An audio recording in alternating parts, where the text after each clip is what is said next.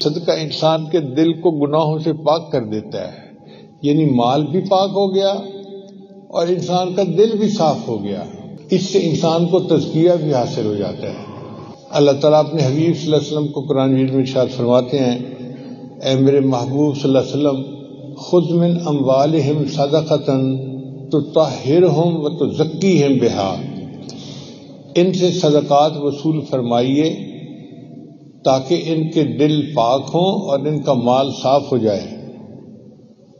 وصلی علیہم، اور میرے محبوب ان کے لیے دعا کیجیے، ان صلاتک سکن لہم،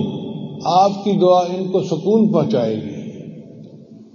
الحمدللہ میں نے اپنی زندگی میں لاکھوں دفعہ تجربہ کیا ہے، کوئی بندہ اللہ کے راستے میں جب خرچ کرتا ہے نا، مسجد میں، مدرسہ میں، طلباء کے لیے، کسی کام کے لیے،